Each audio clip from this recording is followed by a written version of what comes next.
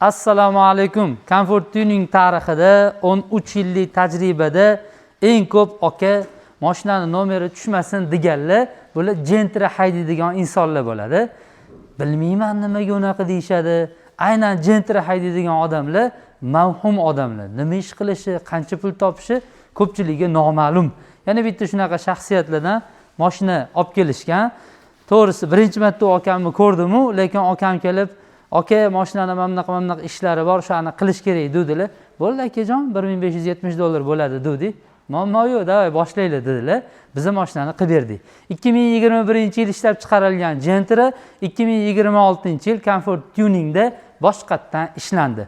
$1500 ga nimalar qilindi o'zi deb qiziqayotgan bo'lsanglar, like bosib, obuna bo'lib, kuzatib tursanglar, xudo xolasa yetib chiqamiz. Mashinani 17 ta joyida miyatina ezilgan kichkina nohotday joylari, sal kirgan joylari bor ekan. O'shalarni 2 million so'mga to'liq chiqazib berdik. Parokini sepish, ya'ni mana shunaqa parok deganda mana pastki qismi aytiladi. Ezilgan joyi bor edi. Mana shu joyini chiqartirib, septirtirib bering dedilar. Uni $100 ga bitirib berganmiz. Bakovoyni sepganmiz. Bakovoyni sepib bitirib berganmiz. 300 ming so'mga bitgan. Tumankaga suv kirishini to'g'irlaganmiz. Tumankani yechib, ichini quritib, lampochkalarni almashtirib, o'pshi 200 ming so'mga bitgan. Fara tozalash, farani optikasi almashgan, germetika qilib, yangi optika qo'yilgan, 300 ming so'mga bitgan. Ana endi farani yorug'ligi ham yaxshi bo'ladi. Xudo xolasa uzoqni yoritib beradi. Oldi emblemasi almashgan, 60 ming so'm. Polirovka keramika qilingan. Polirovka keramikada mashinani kuzovlari, chiziqlari yo'qolgan. Ana endi kuzov yana ham yaxshiroq yaltiraydi, yengidek ko'rinishga ega bo'ladi. Pudralari ochiq, oydin ko'rinib turadi, zari bo'ladi kraskada. Ko'pchilik buni biladi. Agar u lattalarda artilib, xiralashib qolsa, polirovkadan keyin yaltiraydi. U narsa ko'proq muddat turishligi uchun, silliqroq bo'lishligi uchun, o'ziga changi ko'p yopishtirib olmasligi uchun keramika surish kerak bo'ladi. Aynan shu ishni qilib berganmiz. $300 atrofida bu ish qilinadi. Ya'ni 3 ming so'mga bitadi. Evopolik yotqizilgan salonda YouTube ga ko'rsatib berishing kerak. Ukajonim, Evopolik juda ham yarashib turadi. Bu narsa $37 atrofida bo'ladi. Eshiklarini yopilishini yaxshilaganmiz. Ana endi eshikka yopganinglarda asabiylar buzilmaydi. Akam tushmasinlar. Yopilishi zo'r bo'ladi. Hamma oshiq-moshiqlarini, bunaqa joylarini moylab, regulirovkalarini to'g'irlab, zamogi yaxshi temirli joyini tishlaydigan qilib bitirganmiz. Zo'r yopiladigan bo'lgan.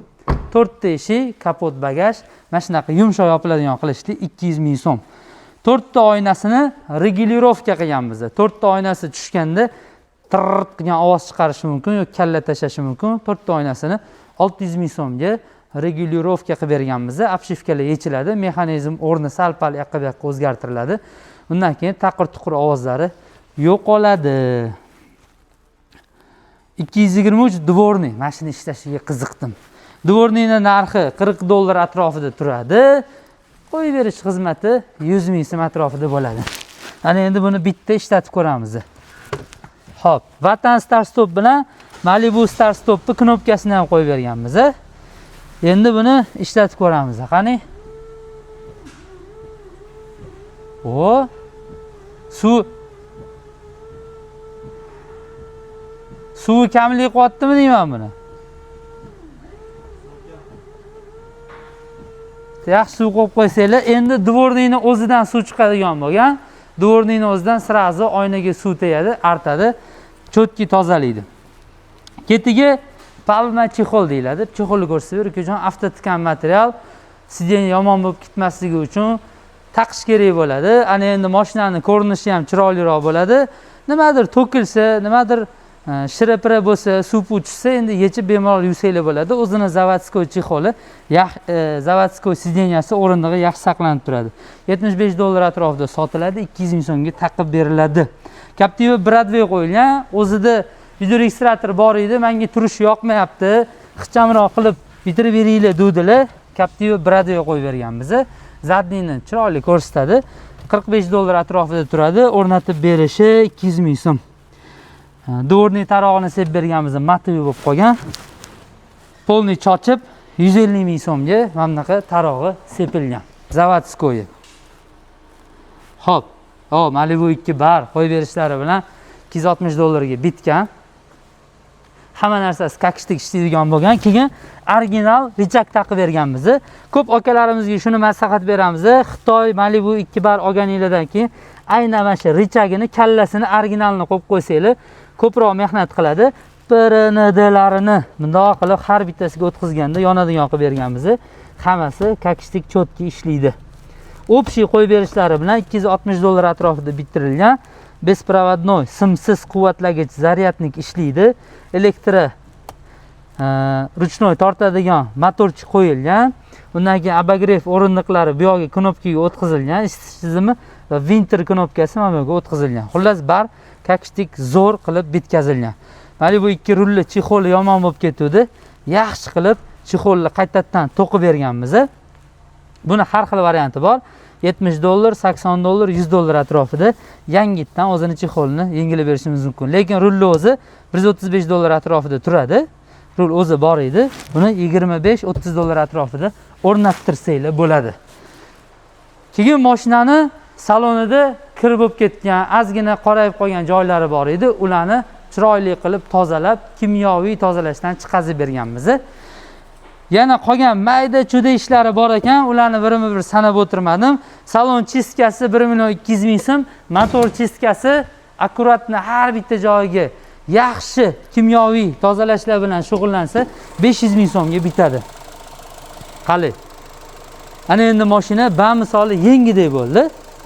Mashinani ko'rgan odam yaqinda bitta mijozam ko'rdilar, elektromobil haydirkanlar. Mashina yaqinda ishlab chiqarilganmi deydilar. Yo'q, aka, komfort tuningda yengitdan ishlandi dedik. Xursand bo'ldik. Mashinani kuzovi haqiqatdan zo'r chiqdi polirovka keramikadan. Keyin mashinani saloni ham, hidlari ham zo'r bo'ldi ximchiska qilingandan keyin. Hamma narsani narx-navosini aytib o'tdim. Qolgan ishlar ancha mayda-chuda ishlar, ularni dona-dona sanab o'tirmadim.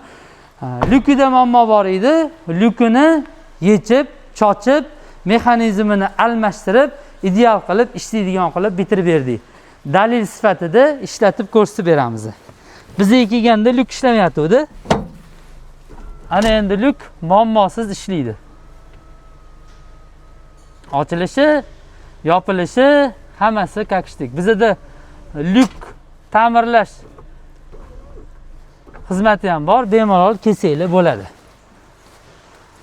Xullas, u yoq bu yoq akani 1570 dollar pullarini olib, mashinani to'liq xizmatlarini bitirib, komfort tuningda hamma ishlarni bitirib berish iloji bor degan ma'nodagi mana shu videoni ishladik.